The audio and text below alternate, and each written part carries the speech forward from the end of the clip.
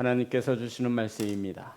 사도행전 16장 19절부터 24절의 말씀입니다. 사도행전 16장 19절부터 24절의 말씀입니다. 제 성경책으로 신약성경 216면에 있습니다.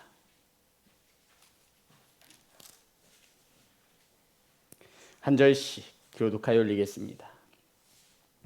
여종의 주인들은 자기 수익의 소망이 끊어진 것을 보고 바울과 실라를 붙잡아 장터로 관리들에게 끌어갔다가 상관들 앞에 데리고 가서 말하되 이 사람들이 유대인인데 우리 성을 심히 요란하게 하여 로마 사람인 우리가 받지도 못하고 행하지도 못할 풍속을 전한다 하거늘 무리가 일제히 일어나 고발하니 상관들이 옷을 찢어 벗기고 매로 치라 하여 많이 친 후에 옥에 가두고 간수에게 명하여 든든히 지키라 하니 그가 이러한 명령을 받아 그들을 깊은 옥에 가두고 그 발을 착고에 든든히 채웠더니 아멘. 기도하겠습니다.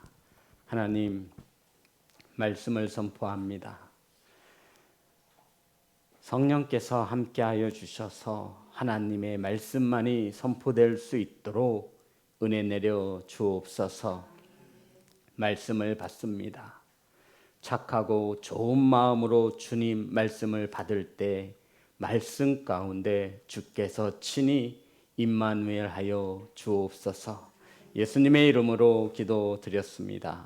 아멘. 인사 나누겠습니다. 사랑합니다. 축복합니다.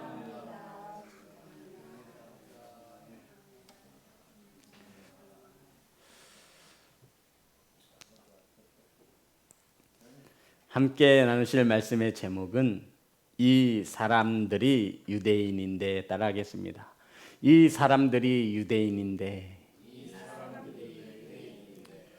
우린 지난 시간 귀신 들린 여종이 점을 치던 그 여종을 바울이 전하는 복음을 변질시킨다 하여서 사람들에게 바른 믿음을 가지지 못하게 한 그 귀신 들린 여종을 사도 바울과 실라가 귀신을 쫓아내며 그 여종을 자유케 해 주었습니다. 그러자 오늘 본문에 그 귀신 들린 여종의 주인들이 바울과 실라를 고소하는 장면입니다. 왜냐하면 귀신이 떠나가 더 이상 바울과 실라가 귀신을 내어 쫓아서 그 귀신 들린 여종이 귀신이 떠나감으로 점을 칠 수 없어서 돈을 더 이상 벌지 못하였기 때문입니다. 자, 19절입니다. 다 같이 합독합니다. 시작. 여종의 주인들은 자기 수익의 소망이 끊어진 것을 보고 바울과 실라를 붙잡아 장터로 관리들에게 끌어갔다가 바울이 귀신 들린 여종을 예수님의 이름으로 명하여 귀신을 쫓아냈더니 더 이상 이 여종이 점을 칠 수 없게 된 것입니다. 더 이상 돈을 벌 수 없게 되자 이 여종의 주인들이 자기 수익의 소망이 끊어진 것을 보고 바울과 실라를 붙잡아 장터로 끌고 가 관리들에게 보였다라고 말하고 있습니다. 성도 여러분, 귀신 들린 여종이 더 이상 돈을 벌지 못하자 이 주인들이 바울과 실라를 붙잡아 간 것이죠.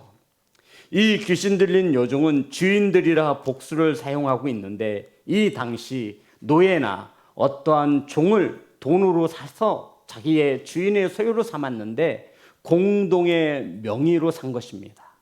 그러니까 이런 뜻이에요. 내가 돈이 많으면 나 혼자 사서 저 종을 내 종으로 삼을 텐데 내가 가진 돈이 없는 거예요. 모자른 거예요. 그래서 친구와 너 50% 되고 내가 50% 돼서 이 여종을 우리가 종으로, 이 노예를 우리가 종으로 삼자라고 해서 이 종을 돈을 주고 구입을 한 것이죠. 이 당시에는 많은 이들이 노예로 살아갈 때였음을 우리는 잊으면 안 됩니다.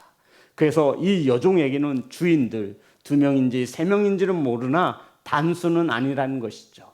그 주인들이 더 이상 이 여종이 귀신 들려 점을 쳐서 돈을 벌어다 주던 이 여종이 이 귀신이 떠나가자 돈을 벌지 못한 것이에요. 그래서 이 여종의 주인들은 자기 수익의 소망이 끊어진 것을 보고 더 이상 돈을 벌어다 주지 못하는 것이죠. 너무나 화가 났습니다. 그래서 이 바울과 실라바를 붙잡아서 장터로 관리들에게 끌고 간 거예요.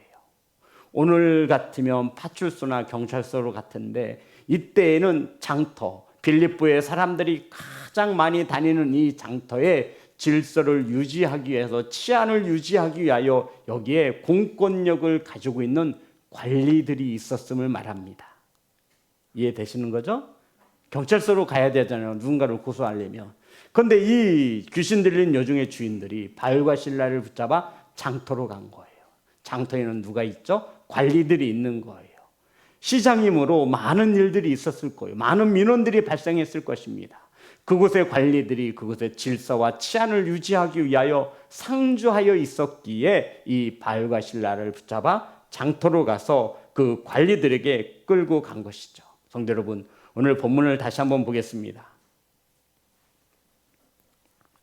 여종의 주인들은 자기 수익의 소망이 끊어진 것을 보고 더 이상 돈을 벌지 못하는 거예요.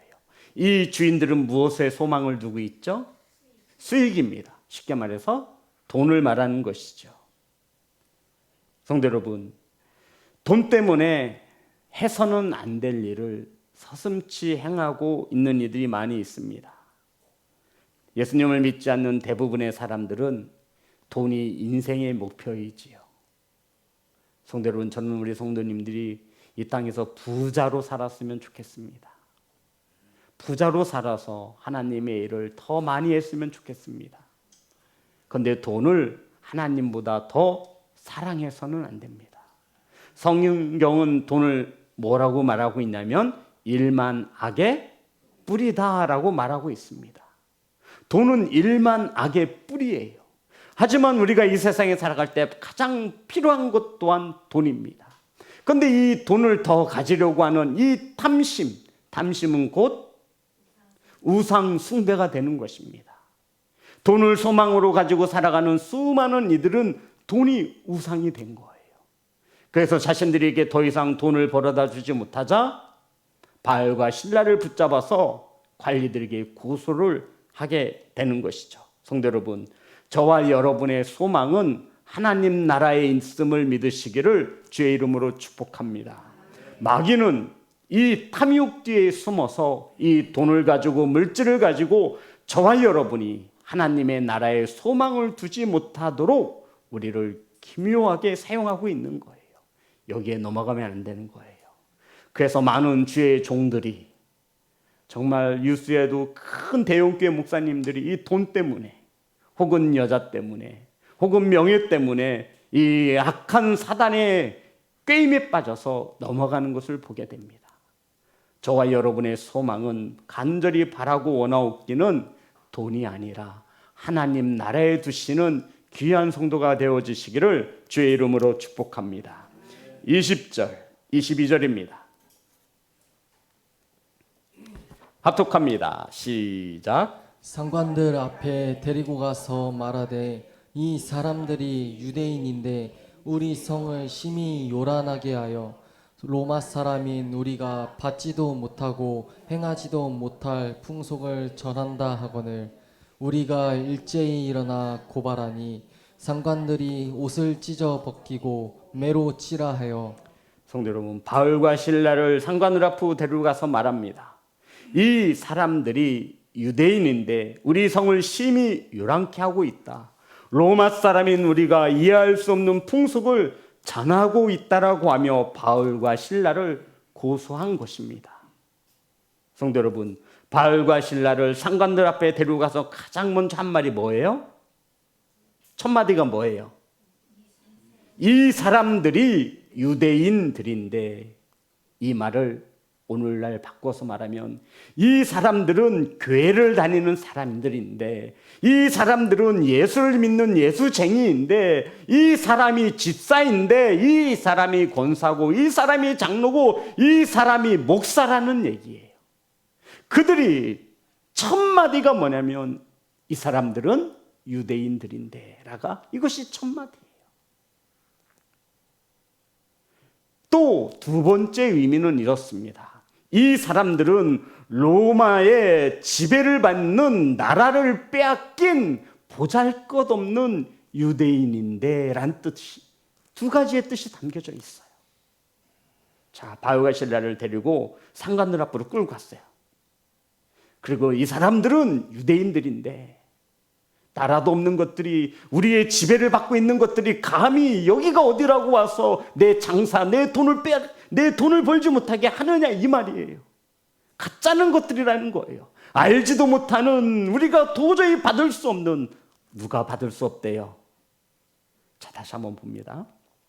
20절부터 22절. 우린 여기서 두 부류의 사람들을 발견해야 합니다. 제가 읽겠습니다. 상관들 앞에 데리고 가서 말하되 이 사람들이 유대인인데 우리 성을 심히 요란하게 하며 로마 사람인 우리가 받지도 못하고 행하지도 못할 풍속을 전한다 하거늘 무리가 일제히 일어나 고발하니 상관들이 옷을 찢어 벗기고 매로 치라 하여. 아멘. 성도 여러분, 두 사람이 누구 나오죠? 예, 맞습니다. 유대 사람들과 로마 사람이 나오고 있어요. 유대인은 수많은 민족 중에 누구에게 택함받은 민족이에요? 하나님께 택함받은 백성이에요. 로마인들은요, 이방인이에요. 하나님께 버려진 이들을 말하는 거예요. 지금 이것은 성경을 깊이 찾들어가면 지금 이것은 하나님의 사람과 악한 마귀의 사람이 영적인 전쟁 중에 있음을 우리는 알고 있어야 된다는 거예요. 지금 성경에는 유대인들과 로마인, 이방인들과 하나님이 택한 자녀들이 동시에 나오고 있는 거예요. 그런데 지금 누가 고통을 받고 있어요? 맞아요. 하나님께서 택하신 백성들이 고통을 받고 있어요. 반면에 어둠의 권속에 사로잡힌 이 로마인들은 하나님의 택한 백성들을 박해하고 핍박하는 일에 앞장을 서는 거예요. 2000년이 지난 오늘날에도 이것은 변하지 않습니다. 사랑하는 성도 여러분, 하나님을 믿는 백성들인데, 예수나 믿는 그 신을 믿는 사람들인데, 로마 사람들은 우리가 도저히 받을 수도 없고 이해할 수도 없는 풍속을 전하여 사회를 소란케 한다고 이 바울과 실라를 고발하고 있는 것입니다. 로마는 당시에 최고의 권력을 가지고, 군사력을 가지고 세계를 호령하던 민족이었습니다. 그런데 감히 지것들이, 아주 작은 땅덩어리에 살고 있는 이 사람들이, 유대인들이, 이스라엘 백성들이 감히 우리 대로마 제국에 들어와서 내 돈줄을 맞게 만들어 지금 이 유대인들은 로마의 억압 아래 살아가고 있어요. 이러한 뜻으로 첫 마디가 상관들 앞에 데려가서 말하되 이 사람들이 유대인인데, 성도 여러분, 유대인인데 오늘날도 하나님을 믿는 그리스도인들과 하나님을 믿지 못하는 세상의 사람들이 대립하며 살아갑니다. 대부분 보면 하나님을 알지 못하는 이들이 하나님을 믿는 이들을 어렵게 만들 때가 제 눈에는 많이 보입니다. 사랑하는 성도 여러분, 하나님을 알지 못하는 로마인들이 하나님의 택함받은 자녀들을 박해하고 복음을 반대합니다. 그런데요, 놀랍지만 이것이 신안이 지나면 로마에서 밀라노라고 하는 칙령을 발표해서 기독교를 공식적으로 인정합니다. 더 이상 기독교는 이단 집단이 아니다라고 로마에서 밀라노 칙령을 발표합니다. 그리고 시간이 지나서 로마가 이 기독교를 자신의 나라로, 국교로 국가에서 섬기는 종교로 인정을 하게 된다는 것이죠. 그래서 모든 길이 로마로 통하듯이 이제는 이 로마를 통하여 세계 여러 민족에 복음을 실어 나르는 아주 귀한 전초 기지가 되어지는 것입니다. 성도 여러분, 이것은 하나님께서 역사를 주관하시고 다스리시는 하나님이 행하신 일인 것을 믿으시기 바랍니다. 그런데 지금은 이 로마 제국이 믿는 그리스도인들을 박해하고 있는 거예요. 자, 다시 한번 보겠습니다. 20절부터 22절입니다. 시작. 상관들 앞에 데리고 가서 말하되 이 사람들이 유대인인데 우리 성을 심히 요란하게 하여 로마 사람인 우리가 받지도 못하고 행하지도 못할 풍속을 전한다오늘 무리가 일제히 일어나 고발하니 상관들이 옷을 찢어 벗기고 매로 치라 하여 21절에 보면 귀신 들린 여종의 주인들이 무엇으로 고발하냐면 받지도 못하고 행하지도 못하고 풍속으로 사회를 혼란케 만든다라는 것이죠. 그러니까 이런 뜻이에요. 유대인들이 전하는 복음은 로마인들이 받을 수도 없고 행할 수도 없는 풍속이라는 거예요. 로마인들이 듣는 복음은, 유대인들이 전하는 복음은 로마인들은 도저히 받을 수도 없고 행할 수도 없는 풍속이라는 거예요. 그러한 복음을 유대인들이 전한다라는 거예요. 아니, 그리스의 로마 신화라고 우리는 알고 있죠. 로마에 얼마나 신들이 많아요. 그런데 이 유대인들이 전하는 복음을 들어보니 오직 신은 하나님 한 분이라는 거예요. 이건 말도 안 되는 거예요. 음행하지 말래요. 아니, 로마 시대에 공적인 목욕탕이, 남녀가 혼탕이 있었어요. 이 즐거운 쾌락을 죄라고 규정짓는 게 기독교예요. 이혼하고 싶으면 이혼하면 돼요. 오늘 이혼이 하면 이혼이 되는 거예요. 그래서 이혼 증서를 지고 이혼하라고 만든 거예요. 감히 남편의 말을 안 들어? 이혼! 그럼 이혼이 되는 거예요. 그리고 또 살아. 이러한 성적으로 물러난 이 시대에 유대인들이 전하는 이 복음은 유일신, 오직 하나님만을 섬기라고 말하고, 아내와 함께하라고 말하고, 가정을 소위 여기라 말하고, 과부와 고아를 불쌍히 여기라고 가르치고 있는 거예요.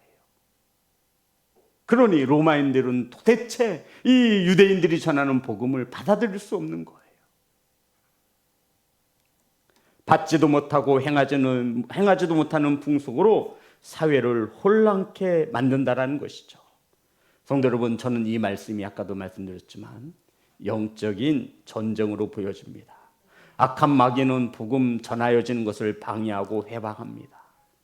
성도 여러분, 예수 그리스도의 십자가의 복음이 우리의 생각과 맞지 않을 때가 너무나도 많이 있습니다. 그렇지 않습니까? 이해가 안 돼요. 이 복음이 어떻게 오리를 가자면 심리를 가고, 왼쪽 뺨을 맞으면 오른뺨을 내어주고, 겉옷으로 달리면 속옷까지 내어줍니까? 도저히 내 상식으로는 이해가 안 돼요, 이 복음이.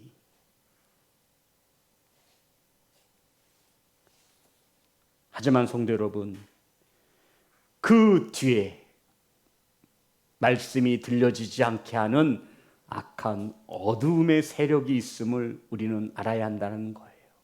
지금 이 본문에도 로마 사람들이 하나님의 나라의 복음을 박해하는 것 같지만 그 뒷면에는 악한 어둠의 세력이 있음을 우리는 알고 있습니다. 사랑하는 성도 여러분, 예수 그리스도의 이름으로 명하시기를 주의 이름으로 축복합니다. 모든 만물이 예수 그리스도의 이름 앞에 뭐하게 되어 있어요? 무릎 꿇게 되어 있습니다. 누가 정하신 법이에요? 창조주이신 하나님이 이렇게 법을 정하셨습니다. 아멘.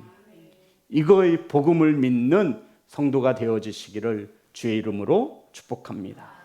그리고는 22절, 24절입니다. 다 같이 합독합니다. 시작. 무리가 일제히 일어나 고발하니 상관들이 옷을 찢어 벗기고 매로 치라 하여 많이 친 후에 옥에 가두고 간수에게 명하여 든든히 지키라 하니 그가 이러한 명령을 받아 그들을 깊은 옥에 가두고 그 발을 착고에 든든히 채웠더니. 성도 여러분, 무리가 일제히 일어나서 고발합니다. 이게 무슨 뜻이냐면 귀신 들린 여종의 주인들이 말이 맞다고 동의하고 있는 거예요. 이렇게 많은 사람들이 들고 일어나니 상관들이 옷을 찢고 매를 치라 한 것입니다.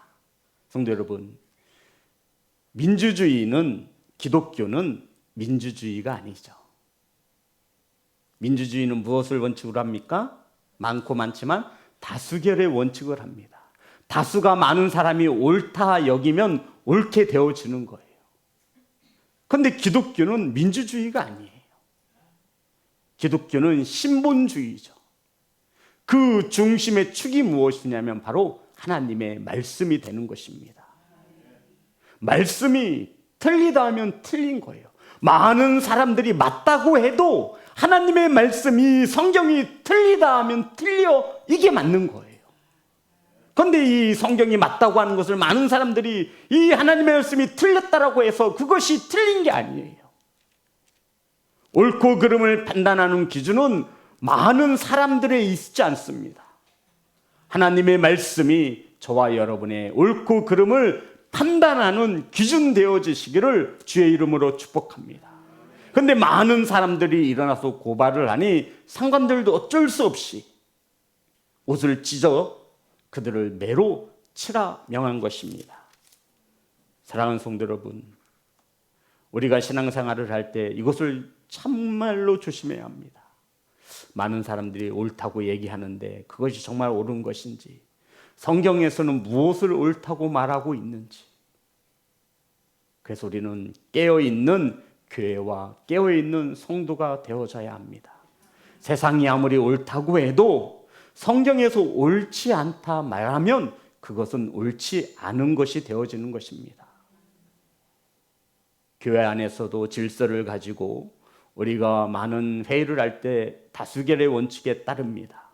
하지만 그것은 우리가 인간에 있어서 교회를 운영하며 결정을 하는 것이지 하나님의 말씀을 제쳐놓고 옳고 그름을 판단하는 것이 아닙니다. 그래서 우리 성도님들이 옳고 그름을 판단할 때에는 반드시 하나님의 말씀이 기준이 되어져야 하는 줄 믿습니다. 그래서 우리 기독교는 민주주의가 아니라 신본주의로 갑니다. 바울과 실라는 매를 많이 맞고 옥에 갇혔습니다. 옥에 갇힌 후에는 간수들에게 특별히 명하여 든든히 지키라고까지 했습니다. 깊은 옥에 가두었다라는 것은 지하 감옥에 가둔 것이죠. 성도 여러분, 그리고 그 발에는 착고가 채워졌습니다. 이게 무슨 날벼락일까요? 성도 여러분, 복음을 훼손하고 귀신 들린 여종을 예수 그리스도의 이름으로 쫓아 그 어렵게 살아가는 귀신 들렸던 여종을 고쳐주었어요. 자유케 했어요. 그런데 시장에 가서 수많은 사람들이 보는 앞에서 고소를 당하고 고발을 당하고 옷을 찢기고 매를 많이 맞고 지하 감옥에 갇혔습니다. 사기를 치거나 누구를 등쳐맞거나 한 것이 아니에요. 복음, 하나님의 복음, 예수 그리스도의 복음을 잘 전하려고 불쌍한 사람 예수 그리스도의 이름으로 귀신을 내어 쫓아 그 이유 때문에 감옥에 갇힌 거예요. 성도 여러분, 어떤 이들은 신앙생활을 하는데 이 땅에서 잘 먹고 잘 살 것이라고 말합니다. 틀린 말은 아니지만 그렇다고 정답도 아니에요. 예수님을 믿으면 이 땅에서 아무 고난 없이 잘 살 거라고 이야기합니다. 성경은 절대로 그렇게 말하지 않아요. 한 번도 그렇게 말씀하신 적이 없어요. 오히려 디모데후서 3장 12절입니다. 디모데후서 3장 12절. 다 같이 합독합니다. 시작. 무릇 그리스도 예수 안에서 경건하게 살고자 하는 자는 박해를 받으리라. 성도 여러분, 경건하게 살려는 자에게는 뭐가 따른대요? 박해가 따르는 것이 당연한 거예요.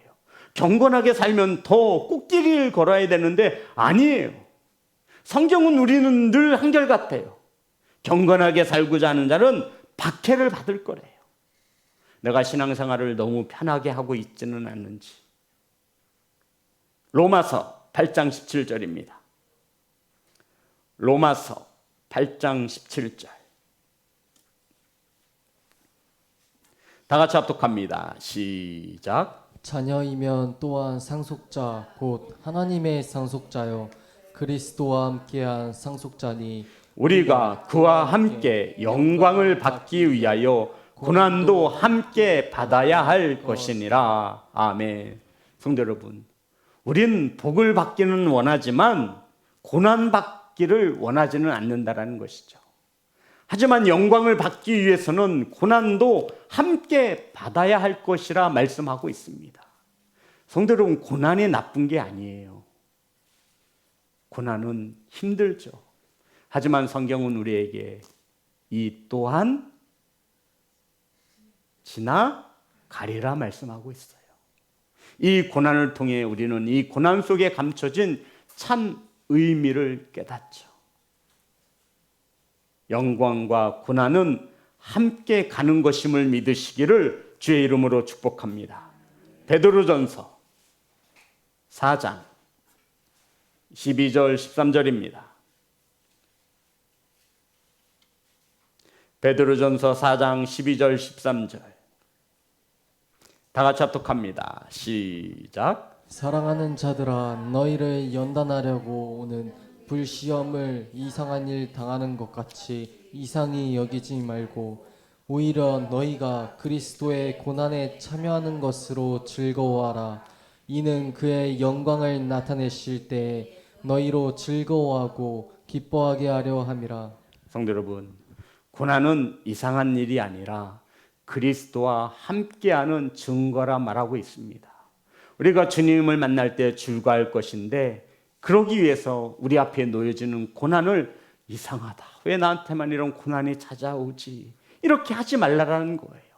고난은 이상한 것이 아니에요. 당연한 거예요. 이 고난 뒤에 주님을 만날 수 있음을 믿으시기 바랍니다. 성도 여러분, 오늘날 사탄은 우리에게 박해, 핍박보다는 이것으로 우리의 신앙을 흔들고 있더라고요. 예전에는 십자가에 매달려서 죽이고 사자의 짐승의 밥으로 내주고 경제적인 활동을 못하게 이 악한 어둠의 권속들이 우리를 이렇게 핍박하고 박해했잖아요.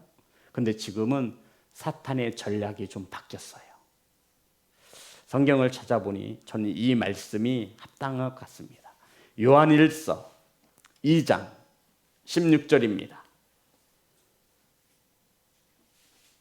저는 사탄의 핍박이 이렇게 바뀌고 있다라고 생각합니다. 요한일서 2장 16절 다 같이 합니다. 시작. 이는 세상에 있는 모든 것이 육신의 정욕과 안목의 정욕과 이생의 자랑이니 다 아버지께로부터 온 것이 아니요 세상으로부터 온 것이라.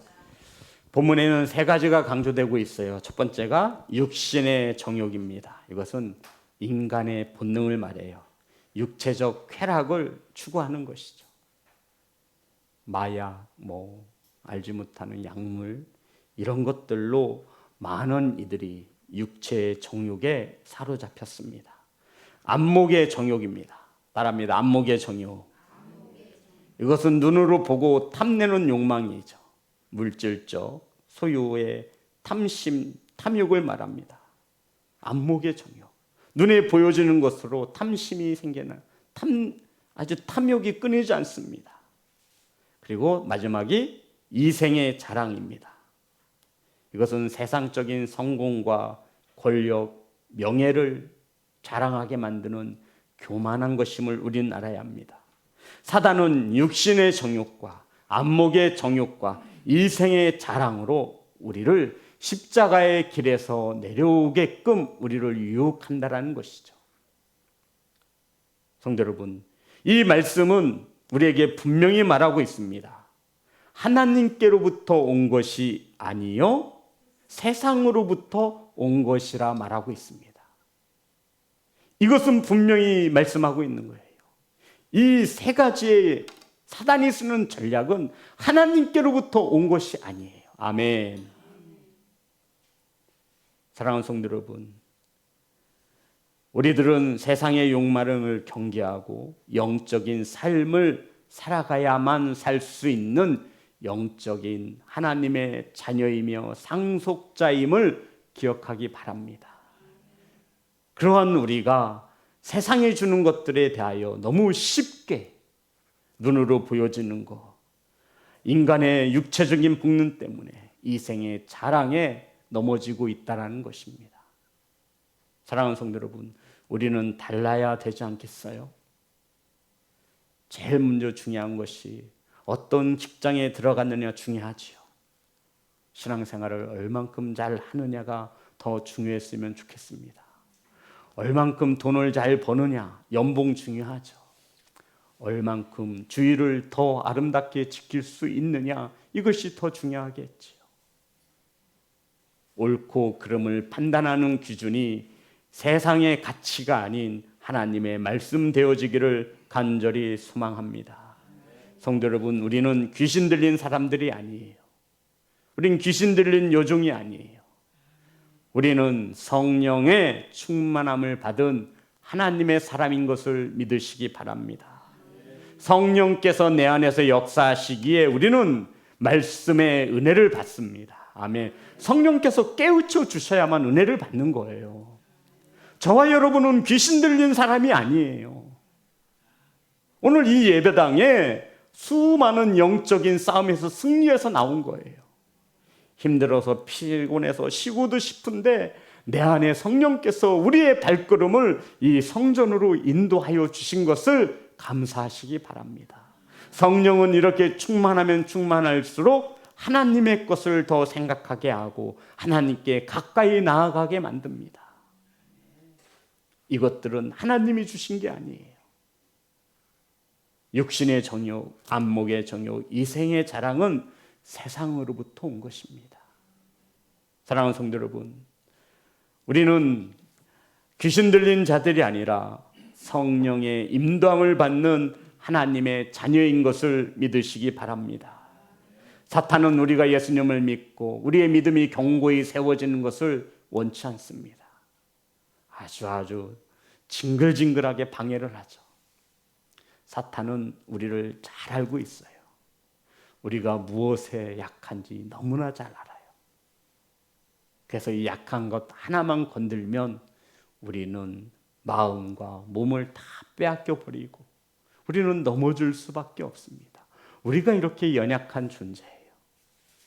그래서 이 연약함에 성령의 충만함으로 채워놓지 않으면 우리는 언제든지 사탄의 먹잇감이 되어질 수밖에 없습니다. 성도 여러분, 우리는 귀신 들려 살아가는 존재가 아니라 성령의 인도함을 받는 하나님의 자녀인 것을 믿으시기 바랍니다. 여전히 많은 이들이 속아서 하나님을 알지 못하고 우리들이 전하는 복음을 받지 못하는 많은 이들이 있습니다.